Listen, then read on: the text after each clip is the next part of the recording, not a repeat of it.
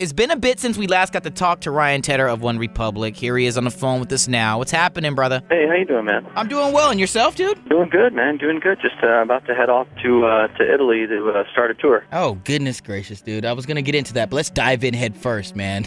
You guys are worldwide, bro. One Republic has been one of those bands, and just recently you put it out there and said that a lot of places you go, fans relate to you guys as their band. Like, did you ever feel or think that it would blossom and boom into something like this, to where no matter where you go across the globe, people can relate and automatically connect to what you guys do? Well, I mean, I think that was the hope, man, from day one. I mean, we've kind of, for better or for worse, we've always kind of thought of ourselves as more like, the people's band. We're making music for ourselves, first of all, stuff that we love. And my whole life, I've loved anthems. Like, going back in the day, I was a huge Peter Gabriel and Oasis fan, and when they came out with Wonderwall, that was like this huge anthem that just launched them into the stratosphere. And of course, bands like U2 and obviously the Beatles. But I've always been a sucker for sing-alongs, the kind of songs that make people connect to each other, to the person to their left and to their right. I want it to be a communal thing and a give and take between the crowd and us on stage. And I think you do that. The songs that you guys create are those ones where no matter if you're at a bar or if you're at a concert,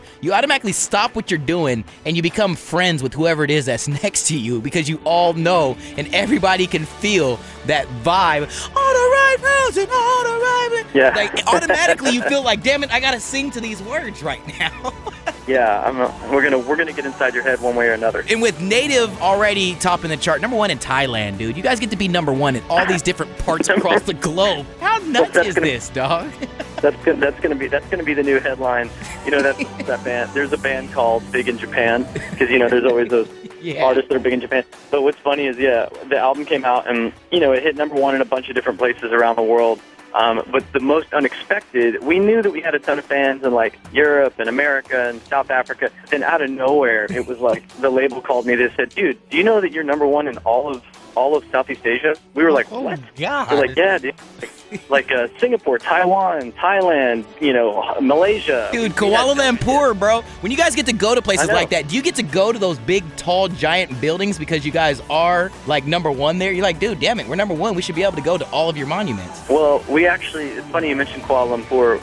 The Petronas Towers where they film Mission Impossible. Exactly.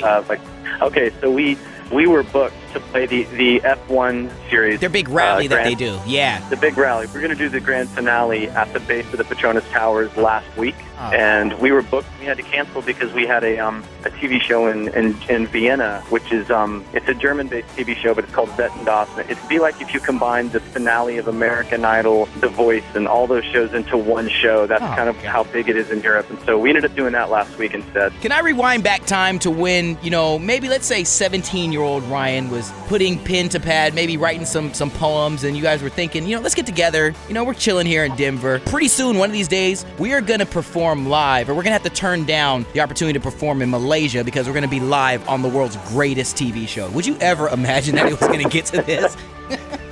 Well, I don't know if I would say the world's greatest, but definitely one of the bigger ones.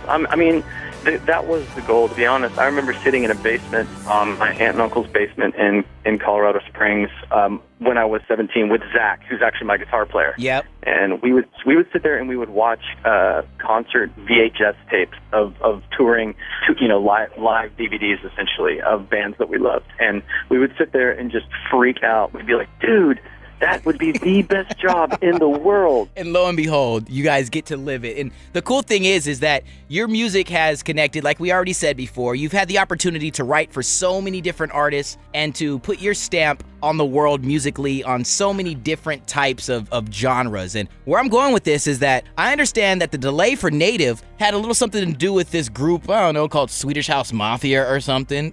What's the deal with that, man? I don't know if I'd credit them for delaying the album, but what I will say is that, the delay of the album was quite frankly that it just took that long. I mean, like 2 of the songs on the album, we spent about 4 or 5 weeks on each song. I mean, there's 2 months on 2 songs. So when you're doing songs that take that long, I mean, we put everything into it because we were trying to shift our sound completely into. I mean, there's a couple songs on the album that when you hear it, you go, oh yeah, that sounds like the band that did Secrets or Good Life or Stop and Stare. There's a couple of those, but for the most part, the rest of the album deviates far from anything we've done. And when you're doing that, it's a huge learning curve. You have to figure out what the hell you're doing because you're changing your sound. So the Swedish House Mafia thing, I performed with him at Coachella last year, and I went there. I was excited about playing Coachella because I wanted to see Radiohead and Black Keys. And at the end of the day, Swedish House Mafia stole the stage, man. They blew every one of those bands off the stage. Yes. And I wanted to capture some of that with If I Lose Myself, our current single. We wanted to capture the energy of that kind of vibe without going there, without sounding like a remix. Because we're not a dance act. We're not going to start making a bunch of Swedish House Mafia or Calvin Harris sounding songs. Yeah. But we just wanted to do one of them and see what happened. And you guys did it so well. If I Lose Myself, I believe we were last chatting about this at Q102's Jingle Ball, and you were saying, yo, we have this way that we found to make this sound with instruments.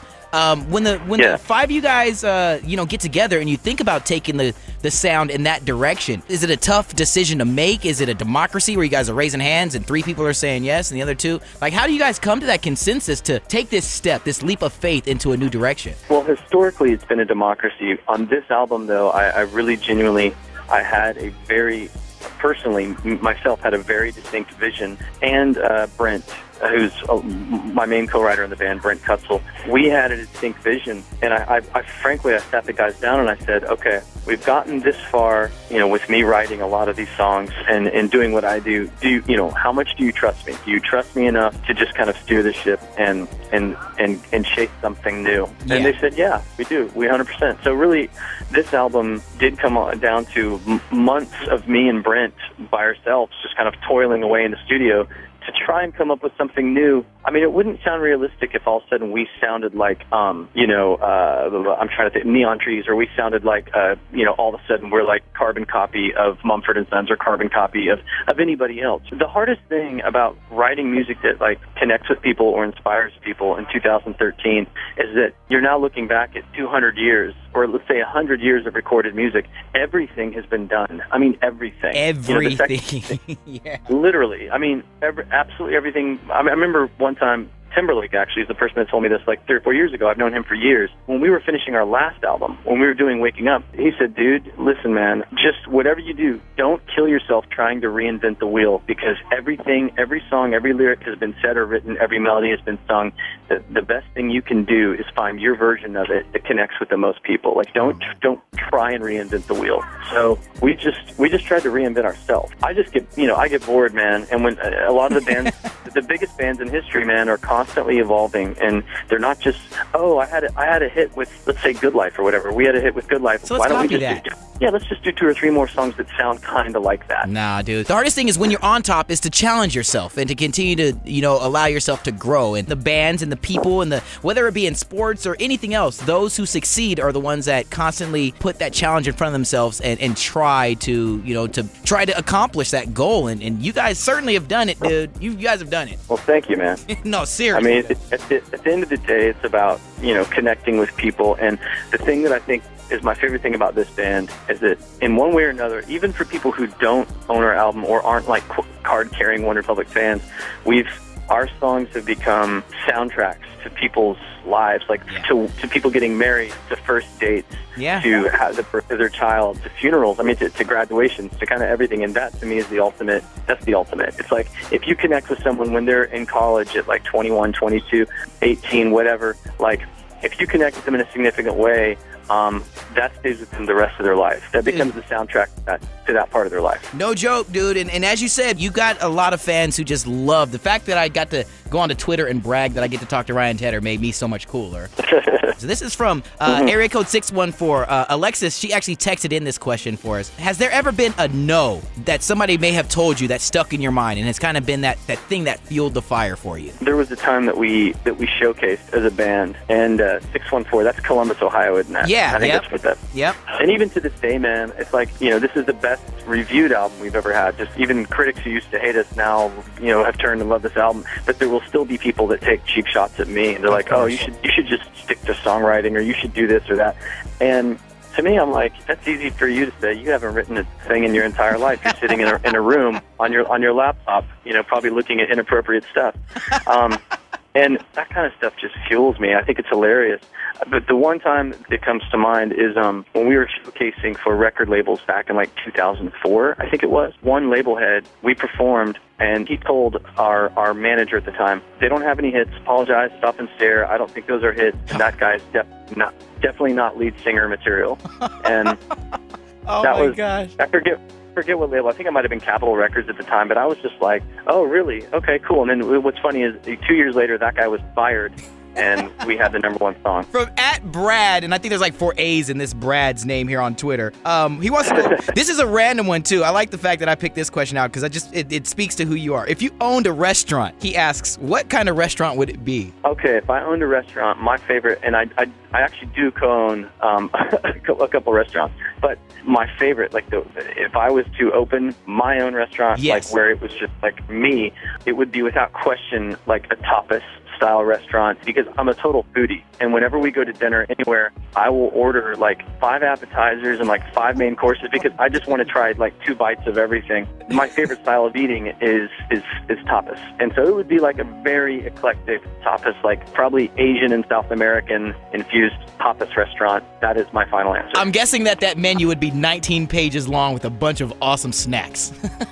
It would be a deep menu, but it would be the bomb. I mean, it would be kind of, I'm not big up on the whole like all you can eat cafeteria style. I don't like eating to the point of feeling sick, which is what I did last night. I don't enjoy that. Last one, man. This comes from our friend off of Facebook, April Connors. Want to know if Ryan Tedder is a sports guy. Is there any one particular sport that you gravitate towards? And I think she's a big March Madness girl. I remember her picture on her Facebook page. I played in high school and middle school. I played baseball, soccer, football, tennis, and basketball. I played soccer for like 18 years. I played basketball for about 13 years, 7 years of baseball. I played football for 2 years and got knocked unconscious, and then I was like, okay, yeah, I'm done. I don't need to do this anymore.